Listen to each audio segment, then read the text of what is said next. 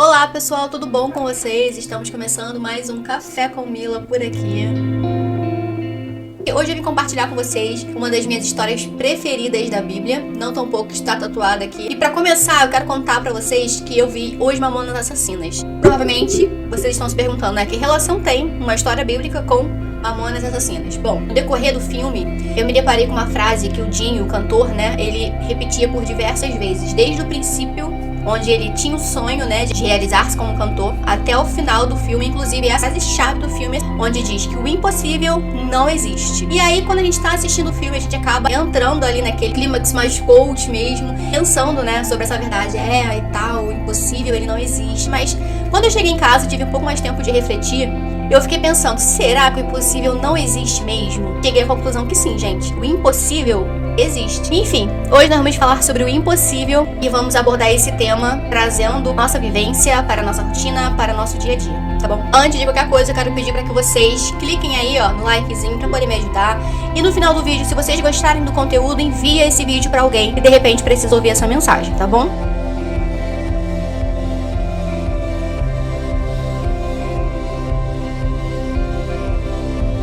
Bom, e pra começar, eu acho que vocês concordam comigo que a história do povo de Israel estava destinada ao fracasso, né? Afinal, se a gente recapitular um pouquinho, parece humanamente impossível que uma multidão de escravos sejam capazes de vencer uma nação que já estava consolidada há séculos. Mas calma, que se você não conhece a história do povo de Israel, eu vou contextualizá-la rapidinho aqui pra vocês, só pra que a gente possa dar início à nossa reflexão de hoje. Os israelitas basicamente estavam vivendo no Egito como escravos e haviam 40 anos que eles tinham sido resgatados de lá por Moisés. Gente, essa história é muito incrível, eu sou apaixonada por ela, porque eu acho que por meio dessa história Deus fala diretamente com a gente em vários aspectos, então prestem atenção e assistam esse vídeo até o final. Bom, basicamente a história é muito longa também, mas eu vou resumir para que a gente possa dar continuidade ao tema. Mas caso vocês queiram se aprofundar, eu aconselho que vocês leiam Êxodo para que vocês possam linkar essa história com o tema de hoje. Bom, e como eu falei, os israelitas estavam vivendo lá no Egito já há 400 anos como escravos. E depois de 400 anos, basicamente, eles foram libertados por Moisés, que foi o homem escolhido para libertá-los, né,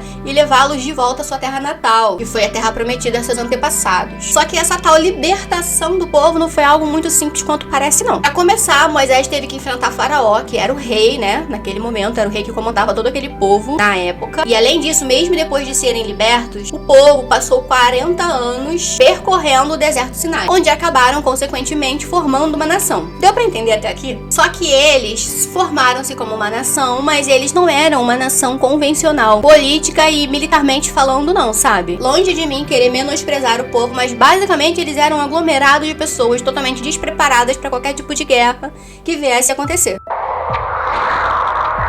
Chegar a Canaã traz novos desafios. Os hebreus estavam divididos em 12 tribos. Não havia governo centralizado, era preciso dividir as terras. Eles basicamente não tinham preparo, equipamento, treinamento, nada. Eles eram um povo comum que estavam fugindo, né, da escravidão. Basicamente era isso. Só que eles, de fato, precisavam enfrentar muitas guerras para poder conquistar o território prometido, a tal terra prometida. Só que, gente, a região inimiga, ela sim estava preparada já há muito tempo para qualquer eventual guerra que acontecesse. Completamente oposta a eles com relação ao preparo militar. Além de obterem muitos armamentos necessários para uma guerra, para uma batalha, eles já estavam consolidados ali. Ou seja, eles tiveram tempo para se preparar. E aí, de acordo com esse cenário, o que a gente pensa sobre isso? É impossível, não vai dar certo. Um povo completamente despreparado que tá vindo da escravidão, não tem nem noção de guerra, não tem militares, não tem armamento, não tem preparo, não tem consciência do que fazer, vai brigar contra um povo que está ali, ó, consolidado há muito tempo já e totalmente preparado para aniquilar qualquer possível ameaça.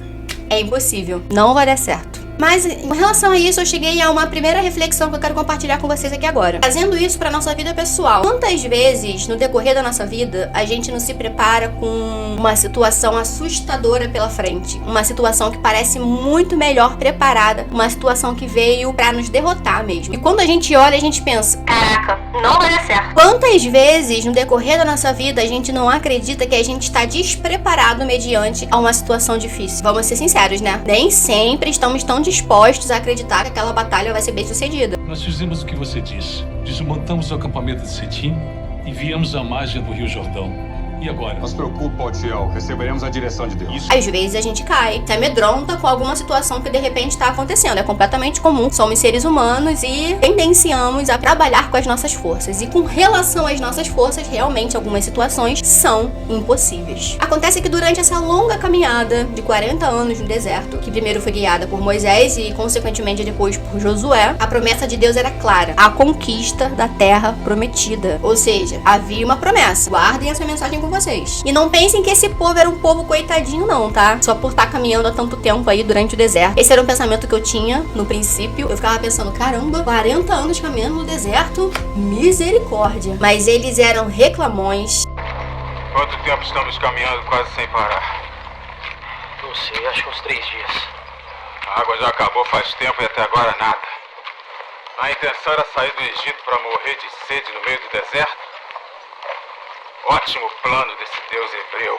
Eles eram um povo que duvidavam da palavra de Deus, mesmo Deus reiterando a todo momento que a promessa iria se cumprir. Eles por muitas vezes desacreditavam e até ofendiam de certa forma Deus quando falavam que era melhor que estivesse continuado lá no Egito como escravos, que aí eles sofreriam menos. Povo ingrato, né? Vocês devem estar pensando agora. Quando a gente continua lendo, a gente muda de opinião. Mas aí eu continuei refletindo mais um pouquinho e cheguei à conclusão que somos iguais. Quantas vezes você já não questionou a Deus sobre algo quando aquilo não aconteceu no tempo que você queria? Sejamos sinceros, nós somos iguais. Poxa Deus, e aquele emprego que o Senhor me prometeu? Poxa, mas o Senhor não disse que estaria comigo todos os dias da minha vida. Por que será que eu tô passando por isso? O Senhor me prometeu uma família. Por que será que eu não consigo dar certo com ninguém? A gente também reclama, a gente também duvida. Acontece que a tal terra prometida estava totalmente preparada para exilar aquele povo. De fato, era um povo despreparado, né? Só que tem um detalhe importante que segura a gente durante o texto inteiro. Moisés e após Josué guiavam o povo em direção à terra prometida. Mas quem estava à frente de tudo era Deus. Isso muda tudo. Porque quando Deus promete, ele cumpre. Não importa se as condições opostas dizem que não vai dar. Veja a profundidade dessas águas, Josué. Não importa se você em algum momento, por ser falho, humano, pecador, desacredita. Nós fizemos o que você disse. Desmontamos o acampamento de Setim e viemos à margem do Rio Jordão. E agora? Não se preocupe, Altiel. Receberemos a direção de Deus. E não importa se o tempo estipulado para que essa promessa aconteça seja de 40 dias ou 40 anos. Vai demorar, Josué? Porque se for demorar, podemos montar um acampamento por aqui. Deus não nos trouxe aqui para acamparmos diante do Jordão. Ele nos trouxe aqui para atravessarmos o Jordão. Não importa. Simplesmente porque Deus não volta atrás. A palavra de Deus é inabalável, é imutável. E impossível não é o que humanamente parece inviável. Sendo assim, o que ele prometeu, ele fará. Você acredita nisso? Comente aqui embaixo. Deixa um likezinho no vídeo pra gente prosseguir. Mas embora essa história até aqui esteja parecendo linda e romântica demais, tem mais um questionamento que eu gostaria de fazer. Número 1. O que ele prometeu, ele fará, certo? Por te amar, ele sabe exatamente aquilo que você precisa. Então, trazendo pra nossa realidade de vida, nós temos que ter consciência de que, por mais difícil que seja a gente aceitar essa verdade, nem tudo que a gente quer é o que de fato nos foi prometido. Ele fará o que ele prometeu, não necessariamente aquilo que a gente quer. Segunda reflexão que eu pensei acerca desse assunto, e eu acredito que essa seja uma das dúvidas de muita gente, inclusive foi a minha por muito tempo. De vez em quando ainda é. Como saber o que Deus tem prometido a nós? Simples. E eu vou resumir em 3 palavras: contato, conexão, proximidade. Muitas vezes a gente erra por ansiedade, né? Por pedir ou até forçar alguma coisa, alguma situação, sem antes perguntar o que Deus acha sobre aquilo. Rainha de fazer isso. Tô melhorando. Esquecemos que Deus conhece o que é melhor pra gente. Esquecemos também que Deus sabe o que era, o que é, o que já foi, o que será, o que há de vir. Deus sabe de todas as coisas. Achamos também que com as nossas próprias forças somos capazes de conquistar aquilo que queremos. Ou seja, fazendo em relação com o filme, será que o impossível não existe? E às vezes também achamos que o que nós queremos, por estar em nosso coração, é o melhor pra nós. Sofrimento desnecessário. Mas calma, que pra isso tem uma saída, né? Deus nos deu o livre-arbítrio, mas ele também nos deu a possibilidade de nos comunicarmos com ele diretamente por meio de Jesus, que veio aqui e morreu por nós para que essa ligação fosse feita. Então, em consequência disso, nós temos que aprender a pedir a direção de Deus sobre o que fazer durante a nossa caminhada, porque nem sempre, e eu posso até dizer que quase nunca, a gente vai saber o que fazer, para qual direção seguir, qual caminho tomar. Então é extremamente importante que a gente reconheça a nossa incapacidade humana, coloque Deus à frente da nossa trajetória, para que ele sim possa nos direcionar à nossa terra prometida.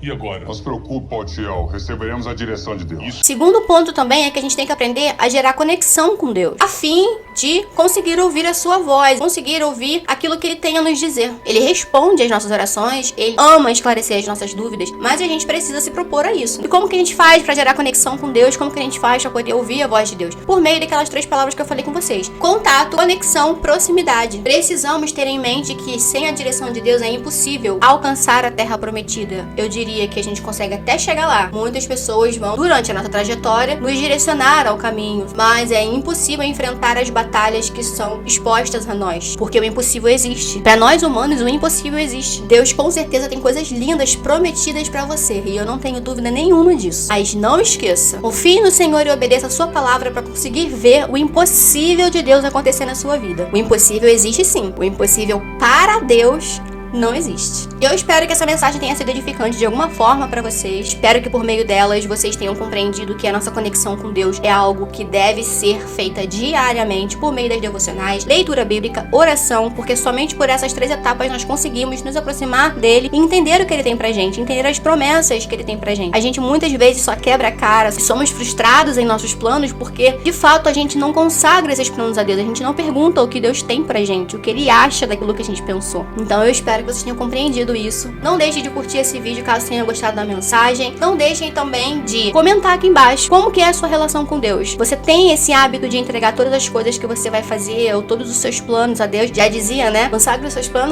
planos a Deus e eles serão bem-sucedidos se eles estiverem de acordo com a vontade de Deus, porque isso também é muito importante. Quando a gente está conectado com Deus, a gente consegue alinhar os nossos planos aos planos dele e assim sermos menos frustrados. Nosso canal está começando agora e eu preciso da ajuda de vocês para que ele cresça e essa mensagem se espalhe a outras pessoas que precisam ouvi-la. Compartilhe esse vídeo com pelo menos 2 amigos para que eles possam também aprender um pouquinho sobre como estabelecer um contato melhor com Deus, para que ele possa entender que Deus tem planos lindos e promessas maravilhosas que parecem até impossíveis para a vida dele, mas que para realizá-la e para conquistá-la ele precisa seguir alguns pequenos passos que eu descrevi aqui nesse vídeo. Um grande beijo para vocês, siga a gente também lá no Instagram, Café com Mila. Até o próximo vídeo.